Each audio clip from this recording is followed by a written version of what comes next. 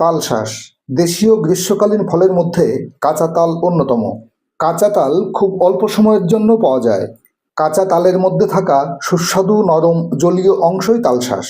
তালশাঁস অনেকেরই পছন্দ, কিন্তু আপনি কেন তালশাঁস খাবেন?